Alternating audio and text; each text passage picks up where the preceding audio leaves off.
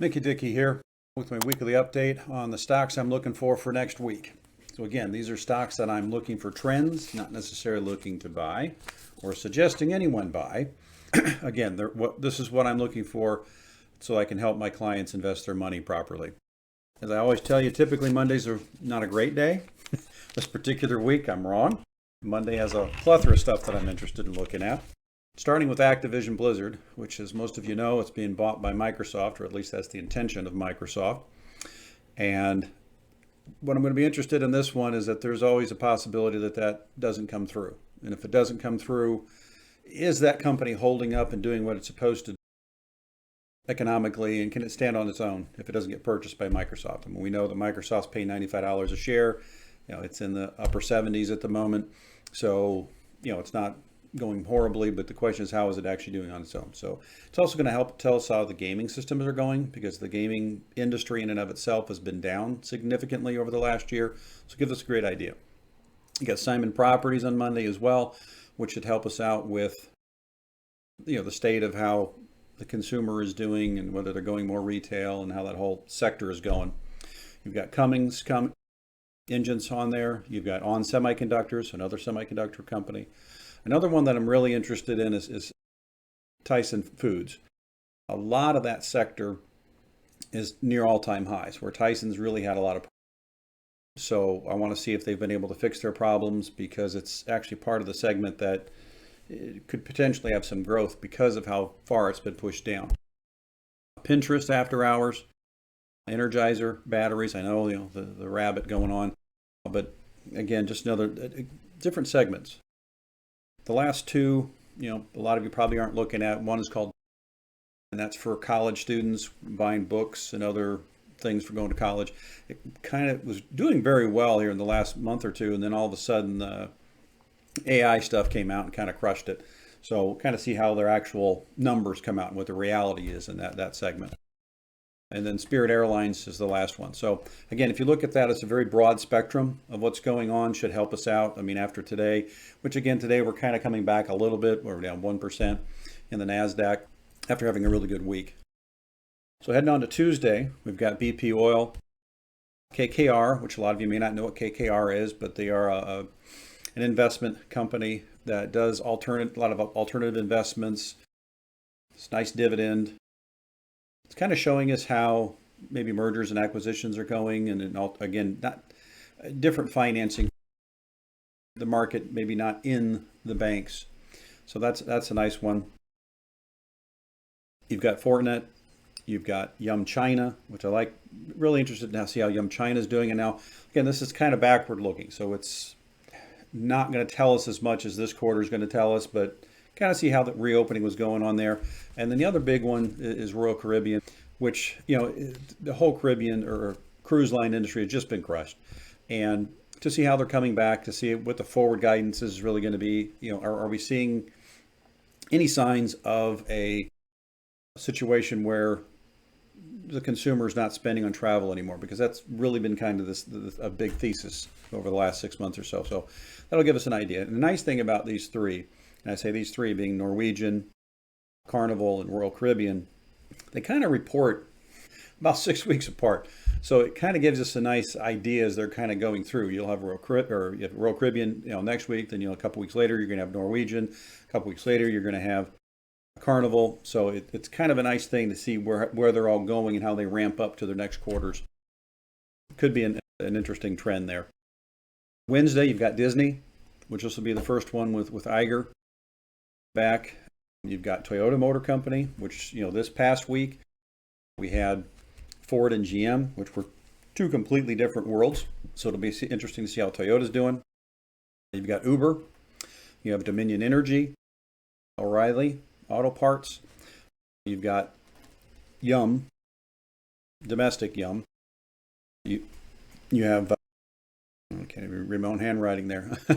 Under Armour, excuse me, in the after hours with that. So again, Wednesday gives us a very interesting and very diverse segment.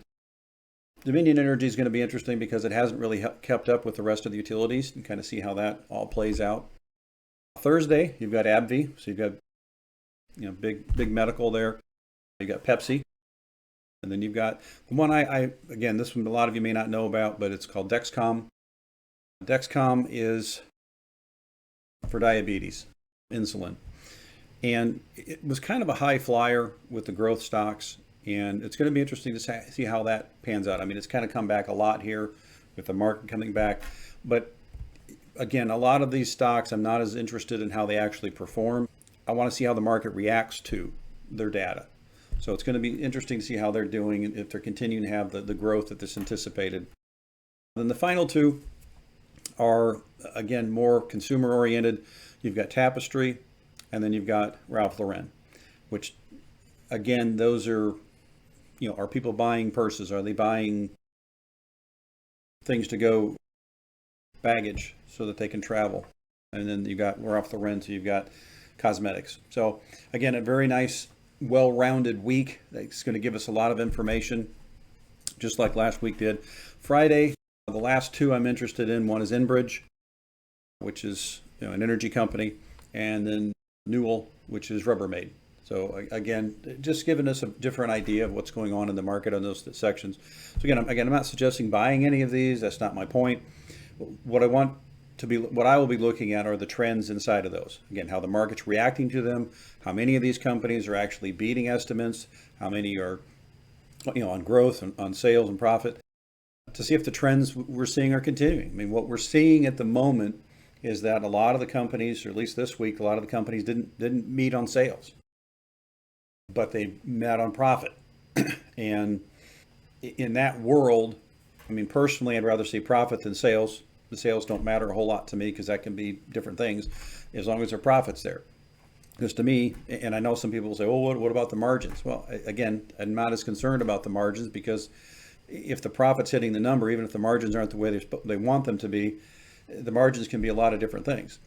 Part of that can just be the sales. So, you can have margin compression, you can have sales compression, you can have a lot of different sections. But I'm more focused on the profit than I am the sales.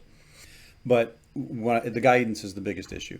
If you've got some of these that are guiding low, that are guiding, high or whatever, or mixed, that's really going to probably tell the sale. So again, I'm looking at what they're saying and how the market reacts to it.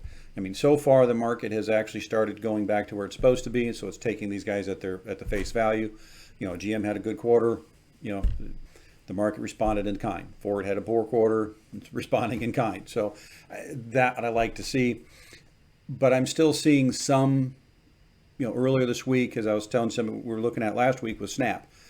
Snap went down huge, and it took down Google, and it took down Facebook, and it took down a lot of companies. Again, I have a hard time understanding how a $1 billion company or $18 billion company can bring down a $1 trillion company. I mean, they're two different worlds. Now, Google came out last night, and their numbers were a little lower than we anticipated, but it wasn't anywhere near what Snap was. So again, let's keep the correlations in line for what they're supposed to be. So anyway, that's what I'm looking for next week. Again, I'm not to say that there aren't other things out there, then other things won't pop up as I'm going along. But the other trend that I'm looking at is not just those individual stocks, but I'm looking at the market. And today we're seeing the ramifications of Apple not having a great quarter, of Amazon not having a great quarter, Google not having a great quarter, and all reporting yesterday after having a really big run after Powell spoke on Wednesday and Facebook's numbers on Wednesday. So we had two really pretty good days, Wednesday and Thursday. Today's down a little bit. Take that in kind. But the question isn't really today. Really, it's next week and how the market reacts to the jobs report that just happened today. So the jobs report was really, really strong. And I'm finally starting to hear some people in the news say the same things I'm saying, is that Powell is not saying that unemployment has to go up and he has to destroy the job market. What he's saying is that his models say that if he does this, it should happen. I'm actually starting to hear some people saying that this isn't, models don't always hold. And if the models don't hold, and what we're really looking at is a scenario where he's able to get inflation down and not destroy the labor market, that can actually happen. And that's actually what you're seeing in the actual data. So that's why I always keep talking to people. Look at reality. Don't look at hope. Don't dream. This is what's going on. The fact is we're continuing to have a strong labor market, but we're not having the price spiral. And that's really what Powell's concerned with, is the wage price spiral. If we're not having employers continuing to compete and pay people too much to get them back into the workforce, that's what he's looking for. He doesn't have to have 4.5 unemployment. He thought he would have to get it to get what he's looking for. But the fact is the market's already responding. The market's doing what he wants it to do. So as long as it continues on this path where we keep having a strong economy, strong employment, but wages aren't spiraling out of control and inflation is still coming down, that's what we're looking for. And yeah, it's a narrow window. I get it. But it's a different world. This is not a typical economy where the market kind of went crazy and went off. The other one that I've heard them talk about, which may or may not be of an issue, but they're talking about the fact that inflation's coming down for the reasons that it was not as embedded as everybody thought it was. Kathy Woods was talking about this the other day, and more people are continuing to talk about the fact that it's not embedded. This is not the 70s. This is not what everybody was fearing. Again, I've been saying that from the beginning. I don't see it. And again, I'm not saying that I'm hopeful of that. I actually don't see it in the numbers. So we don't necessarily know if that's totally true. I mean, again, things can change on a daily basis, weekly basis, which is why I keep looking at this stuff weekly to see trends coming up.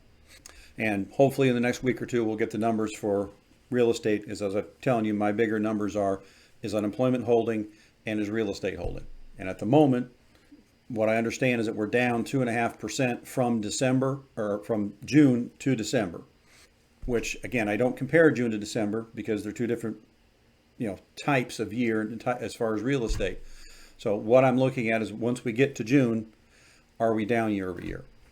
Which, I mean, if you listen to builder markets or builder companies, they're all up. They're at 52-week highs.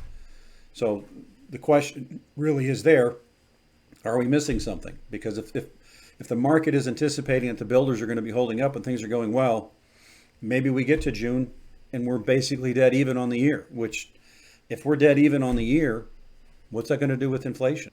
And, as long as it's not, completely going totally back the other ways, even if we're within 1%, I mean, that's a margin of error there. So again, those are what we need to be looking for, the trends. Unemployment holding, real estate holding, all the stuff holding together, we're going in the right direction. So that's what I'm looking for next week. Dickie out.